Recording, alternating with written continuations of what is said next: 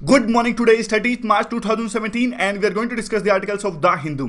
सबसे पहले नजर डालते हैं कौन कौन से आर्टिकल्स आज हम डिस्कस करने जा रहे हैं। यहाँ पे छोटा आर्टिकल जो है मेंटल हेल्थ केयर से रिलेटेड है। लोकसभा में अब मेंटल हेल्थ केयर जो बिल है वो पास हो गया। राज्यसभा में ये पहले से पास था, तो अब सिर्फ प्रेसिडेंट की कंसेंट मिलना बाकी है। यहाँ पे नीचे जो आर्टिकल है इजिप्ट से रिलेटेड कुछ आर्टिकल्स है, कुछ इंपॉर्टेंट पॉइंट्स इस आर्टिकल में से हम डिस्कस करेंगे कि आखिरकार इजिप्ट में क्या चल रहा है। बीच में जो मेन आर्टिकल है इंपॉर्टेंट नहीं है, हिंदुत्व एजेंडा पॉलिटिक्स राजनीति से संबंधित ये आर्टिकल है, एग्जाम पॉइंट ऑफ व्यू से इंपॉर्टेंट नहीं है। नीचे जो आर्टिकल है न्यूक्लियर सप्लायर ग्रुप, पिछले काफी समय से इंडिया जो है न्यूक्लियर सप्लायर ग्रुप में अपने एक सीट की मांग कर रहा है जो उसे नहीं मिल पाई है चाइना के विरोध के कारण, तो उसी से रिलेटेड पॉइंट्स डिस्कस किए गए हैं, काफी इंपॉर्टेंट है, इसे भी हम डिस्कस करेंगे। यहाँ पे साइड में मेन आर्टिकल है freedom of speech and expression से रिलेटेड है।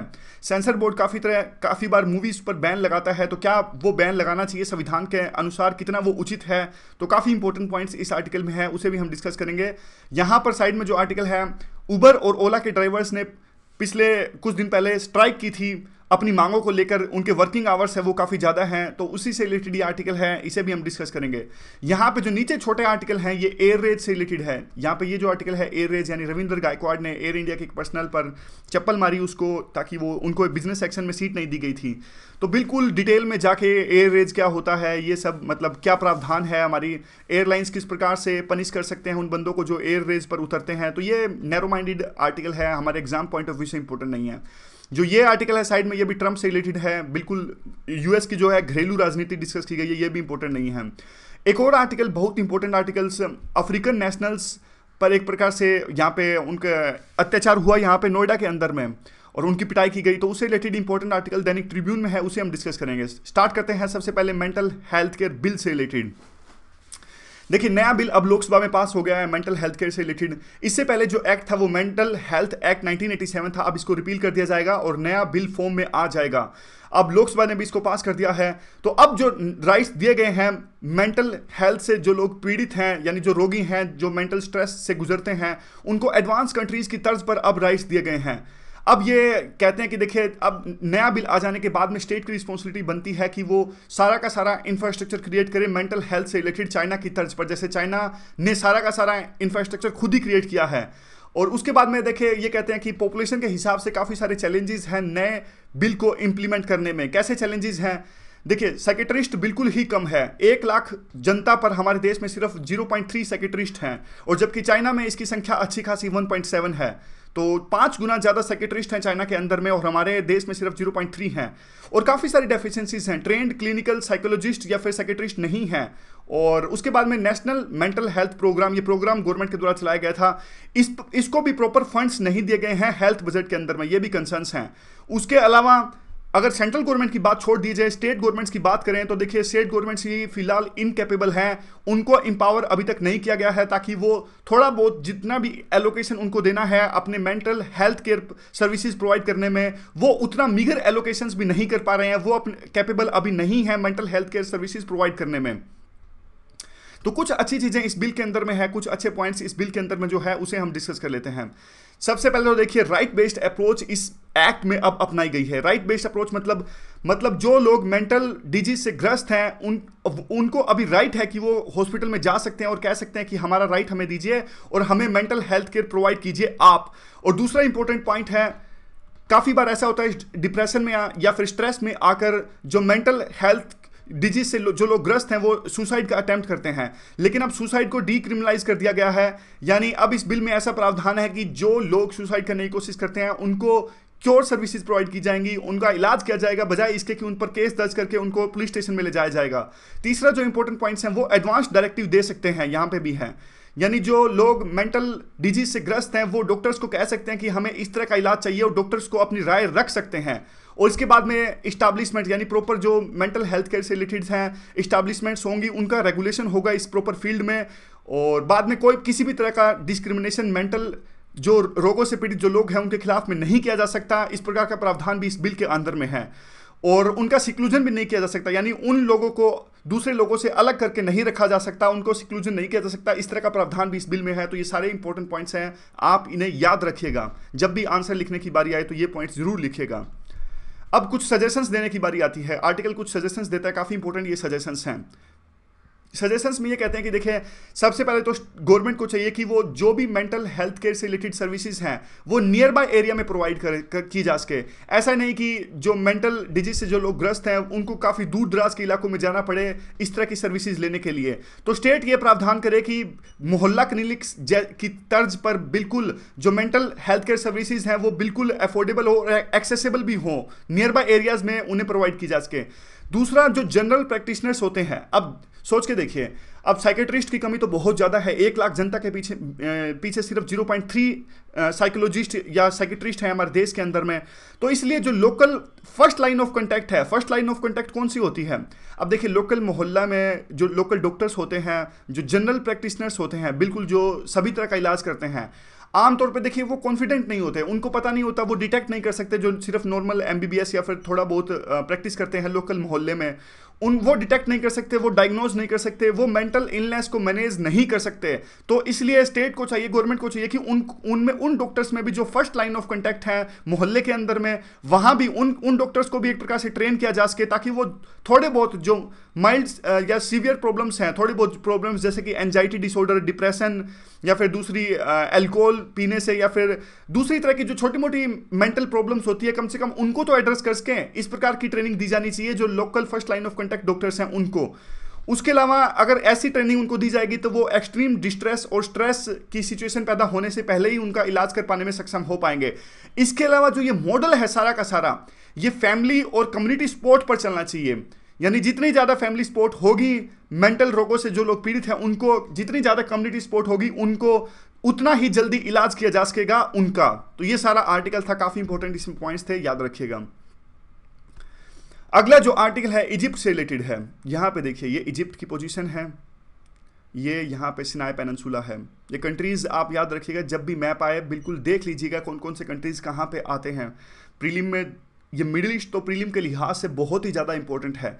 हर साल 2 या 3 क्वेश्चंस आते हैं मिडिल ईस्ट के मैप से। जैसे पिछली बार मैं आपको बताऊं तो ये आया था क्वेश्चन, यहाँ पे जॉर्डन है, तो 2016 के एग्जाम में ये पूछा था इनमें से कौन सा देश जो है वो मेडिटेरियन सी को फेस नहीं करता। तो यहाँ पे देखिए, इजराइल करता है, सीरिया करता है, लेकिन जॉर्डन है, जॉर्डन का जो बॉर्डर है वो नहीं मिलता मेडिटेरियन सी से। ये क्वेश्चन आया था। तो हर साल एक बार, उससे पहले जो सीरिया में भी आया था, गोलान हाइट्स पूछा था, गोलान हाइट्स कहाँ है? तो गोलान हाइट्स वैसे सीरिया की हैं, लेकिन अब इजराइल ने अभी फिलहाल गोलान हाइट्स पर कब्जा करके रखा है। तो कहने का मतलब ये है कि हर साल इस पर क्वेश्चन आते हैं। तो ये जो आर्टिकल रिलेटेड है वो इजिप्ट से रिलेटेड है। यहाँ पे देखिए इतने लोग इकट्ठे हुए, तहरीन स्क्वायर है ये, और ये हैं साइड में जिनकी फ़ोटो है, ये होस्नी मुबारक है। तो क्यों इनकी फ़ोटो दिखाई गई? देखिए, आपको याद होगा अरब कंट्रीज़ में, मिडिल ईस्ट में स्प्रिंग रेवोल्यूशन आई। ये स्प्रिंग रेवोल्यूशन क्या थी?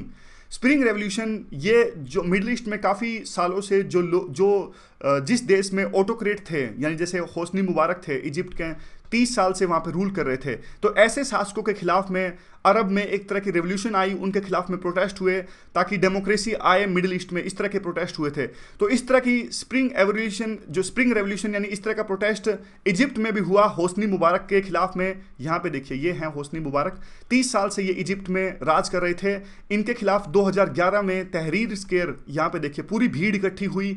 उनकी एक ही मांग थी कि होस्नी मुबारक अपनी गद्दी छोड़ें और डेमोक्रेसी स्थापित की जाए इजिप्ट के अंदर में। तो अब ये कहते हैं कि देखिए, उन्होंने बाद में, होस्नी मुबारक ने अपनी गद्दी छोड़ दी। उसके बाद में क्या हुआ? उसके बाद में डेमोक्रेसी स्थापित की गई इजिप्ट में। मोहम्मद मोरसी सत्ता में आए। नाम याद रखने की इतनी ज़्यादा तो आवश्यकता नहीं है, लेकिन कहानी समझने के लिए बस सुन लीजिए थोड़ा। मोहम्मद मोरसी सत्ता में आए जब डेमोक्रेसी स्थापित की गई इजिप्ट के अंदर में। लेकिन मोहम्मद मोरसी की जो इंक्लिनेशन थी वो रेडिकल इस्लाम यानी मुस्लिम ब्रदरहुड के पक्ष में ज़्यादा थी। तो इसके खिलाफ में भी, यानी डेमोक्रेसी आने के बाद में मोहम्मद मोरसी आए, लेकिन इनकी इंक्लिनेशन मुस्लिम ब्रदरहुड के खिलाफ में ज़्यादा थी। तो वहाँ की जनता ने फिर से प्रोटेस्ट स्टार्ट कर दिए, फिर से इंस्टेबिलिटी आ गई इजिप्ट के अंदर में, और फिर से एक तरफ से बहुत ज़्यादा प्रोटेस्ट स्टार्ट हो गए। उसके बाद में आर्मी ने अपना एक प्रकार से वहाँ रूल संभाला, और जो ये वहाँ के आर्मी जनरल थे अब्देल फतेह अल सीसी, ये इन्होंने सत्ता संभाली शुरू में तो, और बाद में इन्होंने इलेक्शन भी करवाए, और ये अब प्रेसिडेंट के तौर पर काम कर रहे हैं, फतेह अल सीसी, यहाँ इजिप्ट में। तो काइंड ऑफ जनता अभी थोड़े बहुत खुश है। जनता सोचती है कम से कम एक बार मान लीजिए वहाँ पे डेमोक्रेसी नहीं है लेकिन स्टेबिलिटी तो है, क्योंकि जब होस्नी मुबारक जो 30 साल से सत्ता में थे, ऑटोक्रेट थे, वो हटाए गए थे तो मोहम्मद मोरसी डेमोक्रेसी के अंतर्गत आए, लेकिन वो डेमोक्रेसी वहां पे इजिप्ट में चल नहीं पाई और उनको ये पसंद नहीं आई, क्योंकि इजिप्ट की जनता है वो सेकुलरिज्म को ज़्यादा पसंद करती है। तो कम से कम अभी स्टेबिलिटी है तो जनता वहां पे थोड़ा बहुत खुश है। अब बात यह आती है कि देखिए ये आयरनी है। आयरनी का मतलब सोच के देखिए, स्प्रिंग रेवोल्यूशन इजिप्ट में आई, लेकिन अब होस्नी मुबारक को छोड़ा जा रहा है, यानी बाद में इनके खिलाफ में जब इनको हटाया गया था स्प्रिंग रेवोल्यूशन के बाद में, तब इनको कैद कर दिया गया था और इन पर मुकदमे चल रहे थे, इनको ट्राई किया जा रहा था। इन पर काफ़ी तरह के आरोप थे, भ्रष्टाचार के आरोप इन पर थे, प्रोटेस्टर्स की हत्या का आरोप इन पर था। लेकिन अब वो सारे चीज़ों से इनको इक्विट कर दिया गया है, बाइज्जत बरी इनको कर दिया गया है और अब इनको रिहा किया जा रहा है। तो ये एक प्रकार से ये आयरनी है। स्प्रिंग रेवोल्यूशन के जिसके अगेंस्ट में आई थी, इतनी बड़ी रेवोल्यूशन जो आई थी, उनको तो रिहा किया जा रहा है, लेकिन जिसके अंतर्गत डेमोक्रेसी स्टैब्लिश की गई थी मोहम्मद मोरसी, अब वो फिलहाल इंप्रिजनमेंट उनकी है और उन पर मुकदमा चल रहा है। तो काइंड ऑफ आयरनी ये है। और फिर ये कहते हैं, आर्टिकल कहता है कि देखिए फिर भी ये ठीक है, क्योंकि स्प्रिंग रेवोल्यूशन जिन जिन देशों में आई थी, वहाँ पे ट्यूनीशिया या फिर जो भी देशों में लीबिया, वो सारे देश अभी वहाँ पे इंस्टेबिलिटी है, काओस है। कम से कम इजिप्ट में अभी स्टेबिलिटी तो है फिलहाल। जितने भी देशों में स्प्रिंग रेवोल्यूशन आई, फिलहाल ट्यूनीशिया एकमात्र एक ऐसा देश है जहाँ पर डेमोक्रेसी स्थापित की जा सकी। अदरवाइज जो सारे देश हैं, जैसे कि लीबिया होगा, वहाँ पे सिविल वार चल रहा है। तो इसी से रिलेटेड कुछ इंपॉर्टेंट पॉइंट्स है, बस ये समझने के लिए आखिरकार चल क्या रहा है इजिप्ट में। अब बढ़ते हैं हम अगले आर्टिकल की तरफ में। NSG यानी न्यूक्लियर सप्लायर ग्रुप, इसकी थोड़ी सी कहानी आपको मैं बताऊं तो देखिए हुआ क्या था। न्यूक्लियर वेपन्स बनाए गए काफ़ी देशों के द्वारा, 5 देशों के द्वारा न्यूक्लियर वेपन्स बनाए गए थे 1950s और 60s के दशक में। 5 देश कौन से थे ये वही देश थे जिनके पास में परमानेंट सीट है यूनाइटेड नेशंस के अंदर में, यानी US, UK, France, China, Russia, ये सारे जो देश थे इन्होंने अपने अपने न्यूक्लियर वेपन्स बना लिए। तो बाद में इन्होंने 1968 में एक ट्रीटी साइन करी। इनको लगा कि कोई दूसरा देश अब न्यूक्लियर वेपन्स ना बना ले। 1968 और 1970s में एक ट्रीटी आई, NPT, नॉन प्रोलिफरेशन ट्रीटी, यानी अब बाकी देश जो है अब न्यूक्लियर वेपन्स का एक्सपेरिमेंट नहीं कर सकते, न्यूक्लियर वेपन्स नहीं बना सकते, इस तरह की ट्रीटी थी। लेकिन इंडिया ने इस ट्रीटी पर साइन नहीं किए। 1974 में इंडिया ने न्यूक्लियर वेपन्स के लिए एक्सपेरिमेंट किया, स्माइलिंग बुद्धा उस एक्सपेरिमेंट का नाम था। 1974 में एक्सपेरिमेंट किया गया। जैसे ही इंडिया ने एक्सपेरिमेंट किया तो US को एक प्रकार से लगा कि अगर इंडिया ने एक्सपेरिमेंट किया तो बाकी देश भी करेंगे। तो उन्होंने सबसे पहले तो ये सोचा कि इंडिया के पास में आखिरकार फ्यूल आया कहाँ से ये एक्सपेरिमेंट करने के लिए। तो वो फ्यूल हालांकि हमने कनाडा से हासिल किया था। तो US ने इंडिया को रोकने के लिए कि फ्यूचर में वो किसी प्रकार का न्यूक्लियर फ्यूल ना हासिल करें, US ने एक ऑर्गेनाइजेशन बनाई जिसका नाम था न्यूक्लियर सप्लायर ग्रुप यानी NSG। अब हुआ क्या देखिए, न्यूक्लियर सप्लायर ग्रुप इसी तरह के डिसीजंस लेने के लिए था, यानी न्यूक्लियर फ्यूल के एक्सपोर्ट इंपोर्ट, टेक्नोलॉजी के इंपोर्ट एक्सपोर्ट, इन्हीं सब चीज़ों के से डील करने के लिए था। और इसमें इंडिया को मेंबरशिप नहीं मिली। क्यों नहीं मिली? साफ साफ क्योंकि इंडिया ने NPT नहीं साइन की थी। इंडिया अपने न्यूक्लियर वेपन्स का एक्सपेरिमेंट कर रहा था और न्यूक्लियर वेपन्स को हासिल करने की तरफ अपना कदम बढ़ा रहा था, तो इसलिए इंडिया को NSG की मेंबरशिप नहीं हासिल हुई। अगर मेंबरशिप तो देखिए कैसे ही हासिल होती है, ये तो आया ही इंडिया के खिलाफ में था। देखिए उसके बाद में क्या हुआ, उसके बाद में आपको पता ही होगा 1998 में हमने न्यूक्लियर बम बना लिया और सिचुएशन ऐसी पलटी कि जो US हमारे खिलाफ में न्यूक्लियर सप्लायर ग्रुप की मेंबरशिप लेकर आया था, वही US 2005 में, उसी US ने हमारे साथ में 2005 में इंडिया US का एग्रीमेंट साइन किया और US ने इंडिया को कहा कि हम आपको न्यूक्लियर सप्लायर ग्रुप की मेंबरशिप दिलवाएंगे। तो देखिए टाइम कितना बदल चुका था, लेकिन US के जोर लगाने के बाद में भी हमें मेंबरशिप नहीं मिल पाई न्यूक्लियर सप्लायर ग्रुप की। क्यों नहीं मिल पाई? क्योंकि जो भी मेंबरशिप मिलती है वो कंसेंसस से मिलती है वहां पर, लेकिन कंसेंसस यानी सर्वसहमति नहीं आ सकी है क्योंकि चाइना विरोध कर रहा है लगातार इंडिया की मेंबरशिप का NSG के अंदर में। तो अब स्टार्ट करते हैं आर्टिकल। ये था बैकग्राउंड, थोड़ा सा हमने डिस्कस किया। अब देखिए ये शुरू में तो फिलहाल का डेटा है, खामखा का इंपॉर्टेंट नहीं है डेटा। ये कार्नेगी कॉन्फ्रेंस में एक प्रकार का ऐसा सर्वे किया गया था कि कितने % चांसेस हैं कि इंडिया को 50% से ज़्यादा मतलब चांसेस है कि इंडिया को मेंबरशिप मिल जाएगी। कहने का मतलब कि कितने % लोग सोचते हैं कि इंडिया के चांसेस मेंबरशिप मिलने के NSG में 50% से ज़्यादा है। इस प्रकार का सर्वे किया गया था और जिसमें ज़्यादातर लोग हालांकि नेगेटिव ही सोचते हैं। वो सोचते हैं कि इंडिया को मेंबरशिप नहीं मिल पाएगी।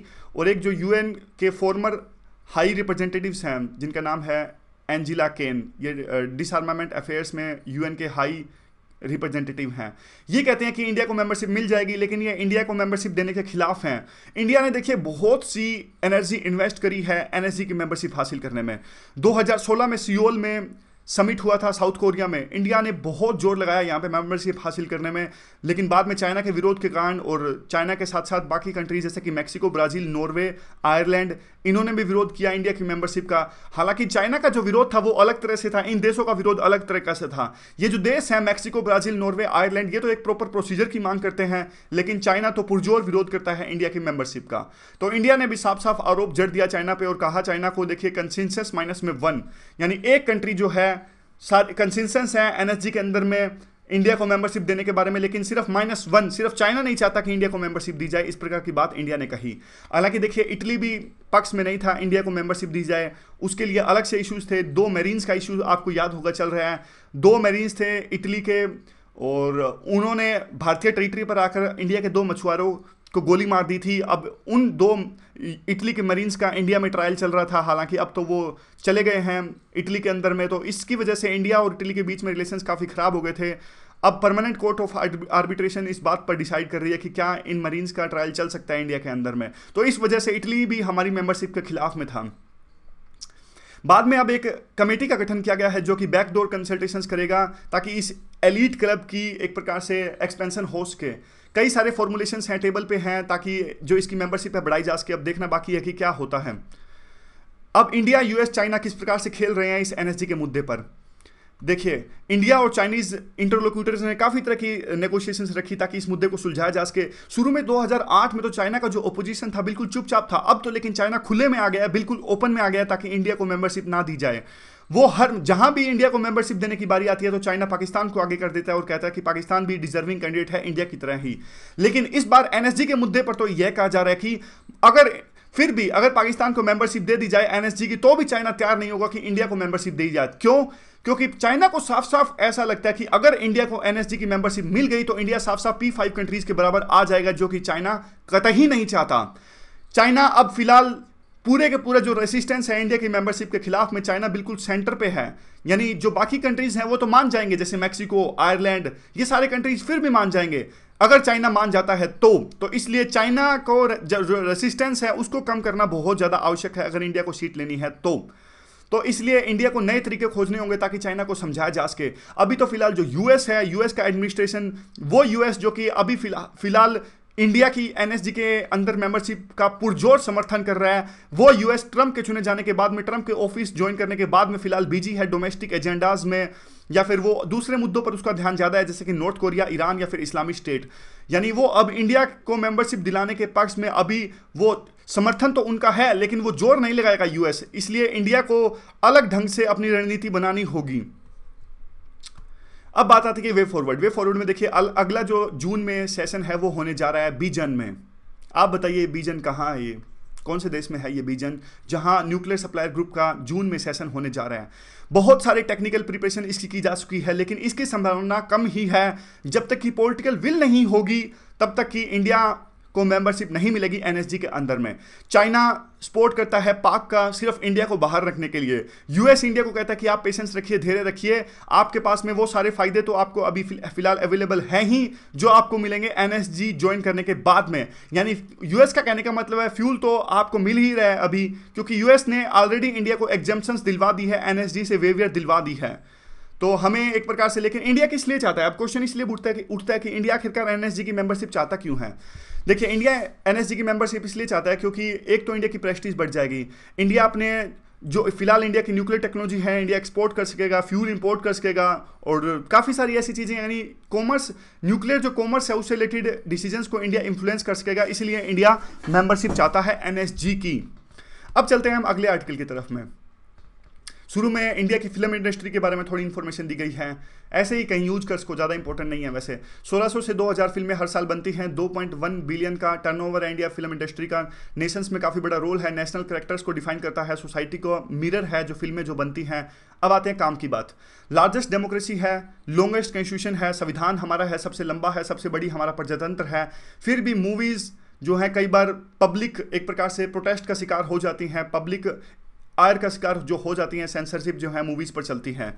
तो अब कुछ क्वेश्चंस मूवीज़ के बारे में, बार बार जो है सेंसर बोर्ड कुछ मूवीज़ को एक प्रकार से बैन करता है या फिर पब्लिक प्रोटेस्ट करती है। संजय लीला भंसाली की मूवी है पद्मावती, उसके खिलाफ प्रोटेस्ट चल रहा है। राजस्थान के अंदर में राजपूत जो कम्युनिटी है वो प्रोटेस्ट कर रही है। लिपस्टिक अंडर माई बुरका, ये मूवी प्रकाश झा द्वारा प्रोड्यूस की गई, इस पर भी बैन लगा दिया है। फिर कुछ क्वेश्चंस ऐसे हैं कि आखिरकार सभी लोग अपनी अपनी राय देते हैं लेकिन संविधान की तरफ कोई नहीं देखता, तो हमें ये देखना चाहिए कि आखिरकार संविधान और सिनेमा में रिलेशनशिप है क्या। कॉन्स्टिट्यूशन किस प्रकार से डिफाइन करता है कि क्या मूवीज पर बैन लगना चाहिए या फिर नहीं लगना चाहिए। क्या जो freedom of speech and expression जो हमारे संविधान में मेंशन है उसका क्या मतलब निकलता है, और जो भी एक प्रकार से वहाँ पे लिमिटेशंस है freedom of speech and expression की संविधान में, क्या उसके अंतर्गत में मूवीज़ को बैन किया जाना या चाहिए या नहीं किया जाना चाहिए।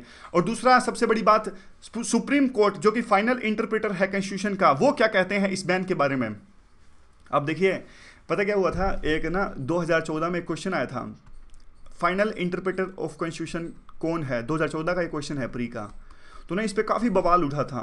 सारे स्टूडेंट्स जो हैं कुछ कह रहे थे स्टूडेंट्स की फाइनल इंटरप्रेटर ऑफ कॉन्स्टिट्यूशन है वो सुप्रीम कोर्ट हैं, कुछ कह रहे थे प्रेसिडेंट हैं। तो आखिरकार जो यूपीएससी ने अपनी की दी थी बाद में, पूरा जब उनका साइकिल ख़त्म हो गया था, उसका आंसर था सुप्रीम कोर्ट ऑफ इंडिया, यानी हमारा फाइनल इंटरप्रेटर ऑफ कॉन्स्टिट्यूशन है वो है सुप्रीम कोर्ट ऑफ इंडिया। तो ये छोटी छोटी बातें जैसे इस आर्टिकल में अभी देखने को मिल गई, फाइनल इंटरप्रेटर ऑफ कॉन्स्टिट्यूशन, हमें हमारी आंखें हमेशा खोल के रखनी है। तो अब बाद में क्या आता है कि देखिए हमारा प्रियम्बल है वो भी साफ साफ कहता है कि freedom of speech and expression होनी चाहिए, वी द पीपल, यानी हमारे पास में freedom of thought and expression ऐसा मेंशन है प्रियम्बल के अंदर में। उसके बाद में आर्टिकल 19(1)(a) उसमें भी साफ साफ freedom of speech and expression जो है वो मेंशन है उसमें, लेकिन काफ़ी लिमिटेशंस भी हैं। कौन कौन सी वो लिमिटेशंस हैं, वो है security of the state, sovereignty and integrity of the India, friendly relationship with the foreign countries, public order यानी decency, morality, contempt of court and defamation, यानी जो 7 है ये याद रखिएगा। ये कई बार इन पे प्रीलिम में भी क्वेश्चन पूछ लेते हैं और मेंस के लिए भी हमें ये याद हो तो ज़्यादा अच्छा है। 7 ग्राउंड्स हैं, यानी freedom of speech and expression है वो एब्सोल्यूट नहीं है, 7 ग्राउंड्स पर उन पर लिमिटेशन लगाई जा सकती है freedom of speech and expression पर। तो आखिरकार देखिए मूवीज़ बैन होती क्यों हैं। सबसे पहले तो ये रीजंस देख लीजिए जिन पे ज़्यादातर मूवीज़ जो है बैन की जाती है।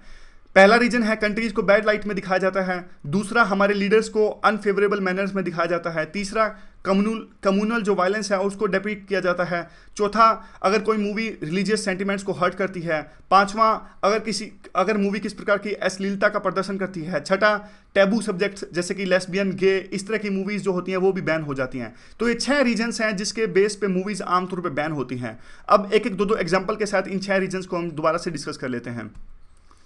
देखिए पहला जो हमने रीजन देखा वो ये था कि कंट्रीज को बैड लाइट में दिखाना। दीपा मेहता की मूवी थी वाटर, ये इस मूवी में जो विडोज हैं, विधवा वुमेन्स की प्लाइट को दिखाया गया था, कैसे उनको ऑस्टेरिज्म का मतलब होता है कैसे उनको समाज से अलग कर दिया जाता है, मिसोगिनी मत का मतलब होता है वुमेन्स के खिलाफ में नफरत। तो ये सारी चीज़ें दिखाई गई थी दीपा मेहता की इस वाटर मूवी में, इसलिए इस मूवी को बैन कर दिया गया क्योंकि भारत की छवि को धूमिल कर रही थी ये मूवी। एक और जो मूवी थी BBC डॉक्यूमेंट्री इंडियाज डॉटर, इसमें निर्भया कांड के जो आरोपी थे उनके साथ में इंटरव्यू था, तो ये भी इंडिया को गलत लाइट में दिखा रहा था, इस कारण से इस मूवी को बैन कर दिया गया। दूसरा जो रीजन हमने देखा वो था हमारे लीडर्स को गलत लाइट में पेश करना। किस्सा कुर्सी का 1970 में मूवी थी, इंदिरा गांधी को गलत लाइट में पेश किया गया था। आंधी मूवी में भी इंदिरा गांधी को गलत लाइट में पेश कर दिया गया था, इसलिए इन मूवीज़ पर बैन लगा दिया गया था। थर्ड जो रीजन देखा हमने कम्युनल वायलेंस का, कई सारी मूवीज़ जैसे कि परजानिया, फिराक या फिर फाइनल सॉल्यूशन, ये गुजरात राइट्स पर आधारित हैं, इन मूवीज़ पर भी बैन लगा दिया गया है क्योंकि कम्युनल वायलेंस को डिपिक्ट करती हैं। चौथा जो रीजन था रिलीजियस सेंटिमेंट्स को हर्ट करना। दा विंची कोड क्रिश्चियंस के रिलीजियस सेंटिमेंट्स को हर्ट करती हैं, हालांकि देखिए बुक है दा विंची कोड वो फ्रीली अवेलेबल हैं, फिर भी इस मूवी पर बैन लगाया गया। और क्रिश्चियन कम्युनिटी का मानना था कि जीसस ने कभी ओरिजिनल जो पाप थे वो नहीं किए थे, तो इसलिए ये जो मूवी है उनके रिलीजियस भावनाओं को आहत करती है, इसलिए इस मूवी पर बैन लगा दिया गया। पांचवा रीजन है अश्लीलता अगर मूवी परोसती है तो भी उन पर बैन लगा दिया जाता है। मीरा नैयर की मूवी है कामासूत्रा, 16वीं शताब्दी के 4 लवर्स को दिखाती है ये जो मूवी है। कामासूत्रा जो बुक है वो फ्रीली अवेलेबल है इंडिया के अंदर में, फिर मूवी को क्यों बैन लगाया गया इस पे। 50 शेड्स ऑफ ग्रे ये भी एक मूवी है, इस पर भी बैन लगा दिया गया, ये अश्लीलता परोस रही थी। शेखर गुप्ता की जो मूवी थी बैंडिट क्वीन, फूलन देवी पर आधारित ये मूवी थी और इसमें रेप किया गया था फूलन देवी का, तो यह मूवी भी, इसमें भी न्यूड सीन्स थे, तो इस पर भी बैन लगा दिया गया। छठा रीजन था टैबू सब्जेक्ट्स, जो मूवी टैबू सब्जेक्ट्स दिखाती है जैसे कि लेस्बियन या फिर ट्रांससेक्सुअलिटी, गे, इन मूवीज़ पर भी बैन लगा दिया जाता है, जैसे कि फायर ये एक एग्जाम्पल है। तो बस ये 6 रीजन्स आप याद रखना, एग्जाम्पल एक एक 2 देश को तो अच्छी बात है, ये 6 रीजन्स जो हैं बस ये याद रखना। अब कुछ इंपॉर्टेंट जजमेंट्स हैं, इनके नाम आपको याद रह सकें तो अच्छा है। बस नाम नाम याद रखने की आवश्यकता है। तो ये देखिए पहली जो जजमेंट थी K A Abbas versus Union of India, ये कहते हैं कि देखिए अगर किसी मूवी की प्री सेंसरशिप होती है तो इसमें कोई भी बुराई नहीं है, क्योंकि freedom of speech and expression जो है वो प्री सेंसरशिप हो या फिर बाद में सेंसरशिप हो, freedom of speech and expression जो है संविधान के अनुसार जो है एब्सोल्यूट नहीं है। 7 ग्राउंड्स के बेस पे किसी भी मूवी पर बैन लगाया जा सकता है, ऐसी ये जजमेंट कहती है। दूसरी जजमेंट है Ramesh versus union of India. इसमें एक प्रकार से एक सीरियल पर बैन लगाने को लेकर यह केस सुप्रीम कोर्ट में गया था। सीरियल का नाम था तमस। ये पार्टीशन ऑफ इंडिया यानी भारत के विभाजन को लेकर ये सीरियल था, लेकिन कुछ सेक्शंस का कहना था कि अगर ये सीरियल दिखाया जाएगा तो हिंदू मुस्लिम जो भावनाएं हैं फिर से जो हैं वो हाईलाइट हो जाएंगी और लोगों की सेंटिमेंट्स हर्ट होंगे। लेकिन सुप्रीम कोर्ट ने कहा कि देखिए जो ये चीज़ें हैं आप एक नॉर्मल इंसान के रूप में देखिए, यानी एक लॉजिकल इंसान जिसकी जो थिंकिंग है वो रैशनल हो, उसकी भावनाएं आहत होंगी या नहीं होंगी, उसको बुरा लगेगा या नहीं लगेगा, उसके बिना पर आप ये सब चीज़ें सोचिए। अगर थोड़े सेक्शन की जो भावनाएं हैं आहत होती हैं तो बिल्कुल बाकी सेक्शंस को उस मूवी से वंचित या फिर उस सीरियल से वंचित नहीं रखा जा सकता। ऐसा जजमेंट ये कहा Ramesh versus union of India ने। तो एक बैलेंस बनाने की आवश्यकता है। एक और जो जजमेंट थी वो सुप्रीम कोर्ट ऑफ इंडिया की, वो आई कौन से केस पे आई थी वो, हाँ वो आई थी बैंडिट क्वीन पर, जो फूलन देवी पर आधारित मूवी थी। हाई कोर्ट ने इस मूवी पर बैन लगा दिया था शुरू में, लेकिन बाद में सुप्रीम कोर्ट ने उस बैन को हटा दिया था। सुप्रीम कोर्ट ने कहा था कि देखिए कोई भी सोशल एविल है उसको अगर कोई मूवी दिखाती है तो इसमें क्या हर्ज है, लेकिन अगर मूवी उस चीज़ को एंकरेज करती है तो उस पर बैन लगाना चाहिए। लेकिन अगर कोई मूवी सोशल एविल को दर्शा रही है, सोशल मैसेज दे रही है, तो उस पर तो बैन कतई नहीं लगाना चाहिए, बल्कि तो वो तो मूवी ज़्यादा अच्छी है, वो सोसाइटी की बुराइयों को आगे लेकर आ रही है, एक मैसेज पेश कर रही है, तो उस मूवीज़ पर बैन नहीं लगना चाहिए। अब बात आती है कि देखिए आर्टिकल नंबर 19(2) की। अब ये कहते हैं कि देखिए कोई भी मूवी मान लीजिए पब्लिक ऑर्डर या फिर ऑब्ससेनिटी पर आधारित है, उस पर बैन लगता है तो कोई बात नहीं, इस पर बैन लगता है, क्योंकि 19(2) जो हमारे 7 ग्राउंड्स दिए गए हैं उस पर ये 2 चीज़ें हैं, पब्लिक ऑर्डर और ऑब्ससेनिटी खरे उतरते हैं, ये 2 ग्राउंड्स हैं। लेकिन जो 6 ग्राउंड्स डिस्कस किए बाकी बचे हुए ग्राउंड्स, या जैसे कि ये ग्राउंड्स, जैसे कि अगर मान लीजिए ये देश के लोगों की प्राइड है वो हर्ट करता है, या फिर रिलीजियस सेंटिमेंट्स को हर्ट करता है, या फिर इंडियंस की सेंसिटिविटी को हर्ट करता है, या फिर मूवी जो है वो वुमन ओरिएंटेड है, या फिर इंडिया के इथोस या फिर कल्चर के खिलाफ है, या फिर मान लीजिए ये जो ग्राउंड्स हैं ये फिर आर्टिकल 19(2) के अंतर्गत नहीं आते हैं, तो ऐसे ग्राउंड्स पर मूवीज पर बैन नहीं लगाना चाहिए, ऐसा ये आर्टिकल कहता है। अब देखिए काफ़ी नुकसान भी होते हैं मूवीज़ पर बैन लगाने के। एक तो मूवीज़ पर बैन जब लगाया जाता है तो स्टेट्स गवर्नमेंट्स के पास में, यानी गवर्नमेंट्स के पास में काफ़ी ज़्यादा पावर आ जाती है, बाद में वो उस पावर का गलत इस्तेमाल कर लेते हैं, और यानी जो गवर्नमेंट सत्ता में होती है वो जो अपने जो आइडियोलॉजी हैं, यानी जो गवर्नमेंट जो सत्ता में होती है उनकी जो मूवीज़ आइडियोलॉजी को प्रोपगेट करती हैं उन मूवीज़ पर तो वो बैन नहीं लगाते, लेकिन उनकी आइडियोलॉजीज़ को जो मूवीज़ डीनाइग्रेट करती हैं वो पॉलिटिकल पार्टीज़, वो रूलिंग पार्टीज़, वो गवर्नमेंट उस मूवीज़ पर बैन लगा देते हैं।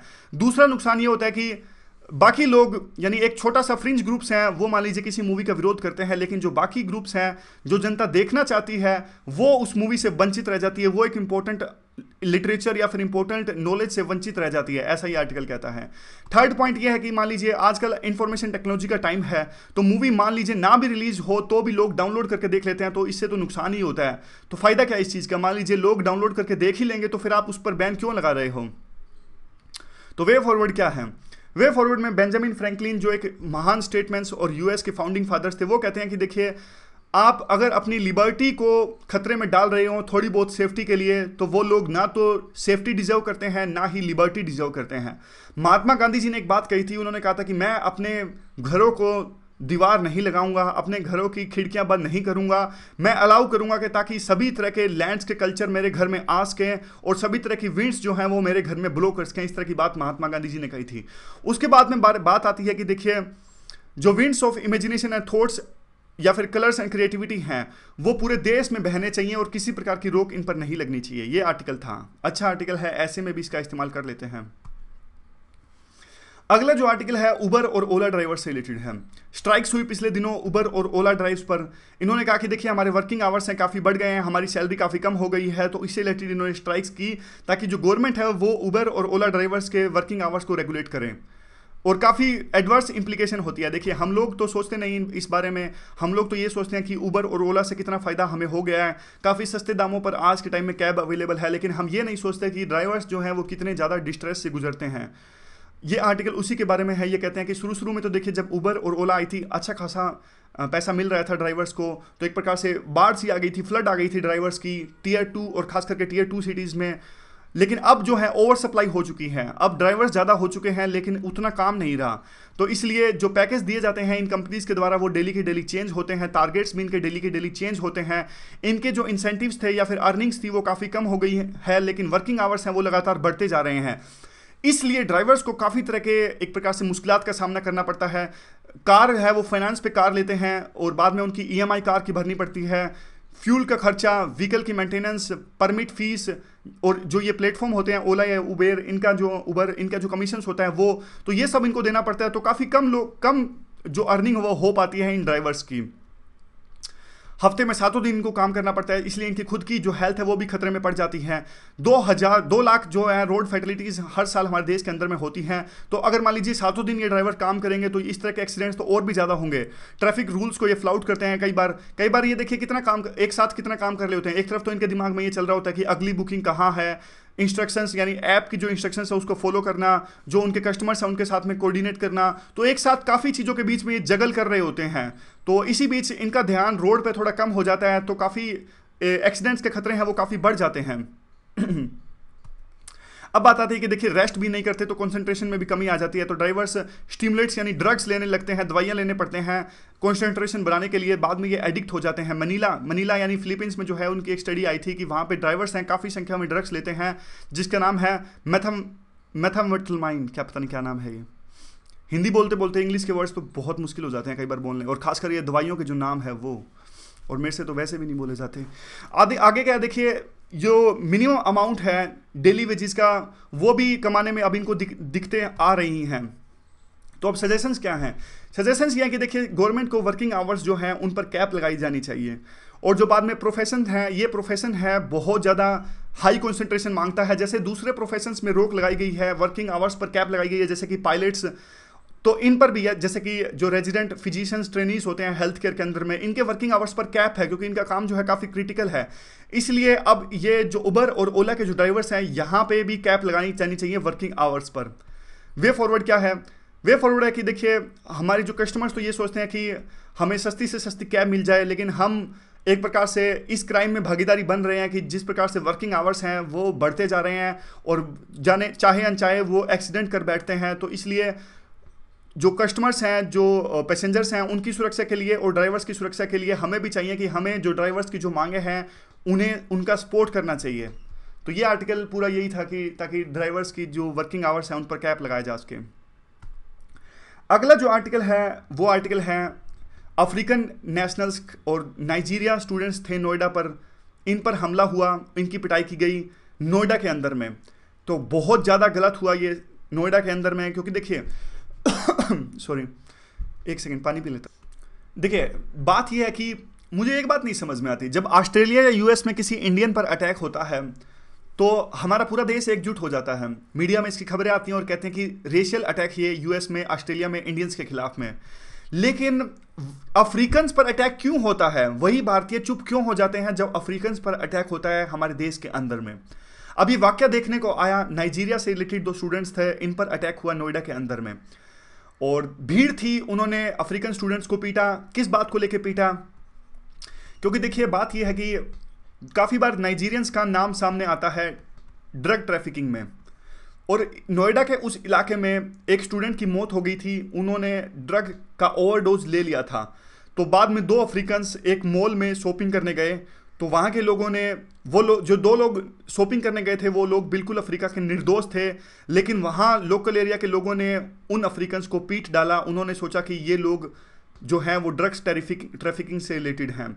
आमतौर पे सभी अफ्रीकन्स को ड्रग ट्रैफिकिंग से जोड़ के देखा जाता है, काइंड ऑफ, क्योंकि उनका जो स्किन का रंग है वो ब्लैक है, इसीलिए।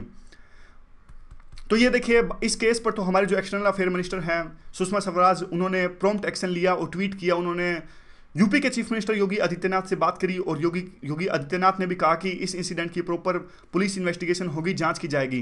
काइंड ऑफ ये तो अच्छी बात है, रीएश्योरिंग है। अफ्रीकन्स देखिए अब आजकल काफ़ी संख्या में अफ्रीकन्स जो हैं हमारे भारत देश में आ रहे हैं। काफ़ी संख्या में उनको स्कॉलरशिप दी जाती है, और भारत की जो सॉफ्ट पावर है वो हर्ट होती है इस पूरी चीज़ से अगर इस तरह के अटैक्स इंडिया के अंदर में होते हैं तो। और यह इस तरह के जो इंसिडेंट्स हैं वो ये साफ तौर पे ये दिखाते हैं कि अब फिलहाल इंडिया जो है वो सेफ नहीं है, एक प्रकार से फॉरेनर्स के लिए काफ़ी गलत इमेज हमारी जाती है। तो ऐसे इंसिडेंट्स को अगर निप इन द बड कर लिया जाए तो काफ़ी अच्छा होगा, और एक प्रकार से अवेयरनेस फैलाई जानी चाहिए।